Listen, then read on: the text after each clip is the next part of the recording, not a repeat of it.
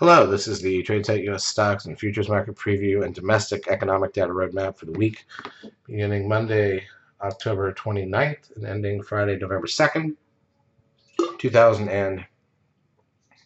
Here's a look at the ES front month futures contract. This is the daily chart of the broad market and futures forum. So what I did want to point out to people, a couple things about this chart. If you go back to December 29th, which was the last day of 2017, the ES closed at 2668.25. Obviously, this is the broadest view of the market, 500 stocks, the bigger stocks. And it is at 2662.25. So it's down basically 5-6 points now for the year. So we've given up the year here. And again, some years, back end of the year, you rally because the stocks are up. Some of the bigger stocks are up and nobody wants to sell them. This is not that year. Let's go through the major indices. Then we'll look at the inter-week action. Then we'll talk about the economic data. It's coming out in the week ahead as we head into November, the last 2 months of the year, the time change, the U.S. elections, and all sorts of other fun stuff. Here's crude oil up 29 cents to 67.62. Gold gains $3 even, which is not much compared to where it's come up the last week or two. S&P down 46.88. Again, that's a bigger move on the S&P. We had a really good week. We had 2 great days and a couple of okay days, but Monday was not that interesting. But with some big days on Wednesdays and stuff like that, it was just a really fun week overall for trading. Nasdaq 100 down 163.99, another big move down. Not the lowest close, that was Wednesday. We bounced back Thursday, and then we dropped here again on a gap down on Friday. We'll look at the intraday action in a minute to make that clear. Meanwhile, the stock's down 20.21 and basically at lows for the last year by a lot. You know, biotech's down 13. They're about to breach lows. If they crack those lows, there's not much left that hasn't. Here's Russell 2000, also down for the year now. Remember, this is usually a leader for the market. This is the small stocks that lead the market and lead the economy. And if they crack the lows, we're in some bigger trouble. The VIX down 6 cents to 24.16. The trend closes at 1.12. Obviously, I think a lot of this bodes badly for the holiday season retail numbers. We all know that's probably coming. 2.9 billion shares on the Nasdaq. That's the best of the week on Friday in the decline. Again, the negative days, if you look at it, Wednesday and Friday were the big down days, almost 3 billion shares each day. The other days of the week, Monday wasn't very interesting, only 2.2 billion. Tuesday and Thursday were bounce days. Guess what? Volume was lighter than it was on the other days. So it's the down days that have the volume. Just keep that in mind. The trend closes at, I said 1.12. The NASDAQ volume, okay, advanced decline ratio on the NASDAQ, negative 972 on Friday. Not a big, I mean, negative, of course, but not as bad as some of the days. Negative 1329 on the New York. Google loses 19.84. Apple down $3.50. Netflix loses 13.04.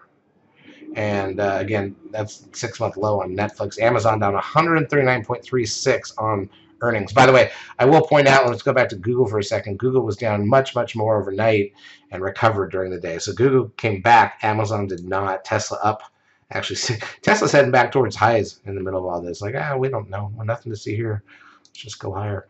TLT, the 20-year bond ETF, up 69 cents. Goldman Sachs approaching the lows of the year, made new lows earlier in the week, down $1.65. Facebook down $5.58, new lows for the year. Nothing good for Facebook, nothing good for Goldman. Man, that is some key stocks if they fall apart. All right, let's take a look at the intra-week action. So we'll go to 10-minute candles on the ES just to take a look. Monday, basically flat, closed flat. Tuesday, we gapped down, rallied back up a bit. Didn't fill the gap, and then sold off late a little bit. Wednesday, opened basically flat, and it was a steady decline. That was the easiest money ever made. Thursday, little gap up and pushed higher, left the gap. Friday, gap down, filled the gap from the other day. So the gap we never filled on the ES was the one from Monday's close into Tuesday's open. And also Friday's close, Thursday's close into Friday's open. And obviously for the week, we're down quite a bit. NASDAQ side, pretty much the same story. Monday flat. It was actually green at the close by a little bit.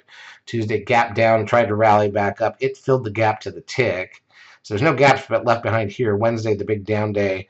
Thursday, gapped up a little, came back up, gapped down on Friday. Never filled the gap Thursday's close to Friday, but that's still in range. The other stuff's filled. All right, so what do we have for economic data coming out this week? What are we supposed to do? We're looking at the end of the month of October on Wednesday, and then here we go. Core PCE price index and personal income and spending on Monday. along with the loan officer survey at some point. Tuesday, S&P Housing Price Index at 9, Consumer Confidence at 10. Wednesday, ADP Non-Farm Employment Change at 8:15, Employment Cost Index at 8:30, Chicago PMI at 9:45, crude oil inventories at 10:30. Thursday, Challenger Job Cuts at 7:30, non-farm productivity and unit labor costs, along with the weekly initial and continuing jobless claims numbers at 8:30. 9:45, final manufacturing PMI, 10 ISM manufacturing PMI, construction spending, 10:30 natty gas. Friday, two big numbers in the unemployment rate with the non-farm payrolls, and then trade balance, and then factory orders 30 minutes into the market. So there's some key data late in the week, a little bit of data along the way. Next weekend is the time change here in the U.S. Be aware of that. Hopefully just a straightforward trading week, but we like the volatility.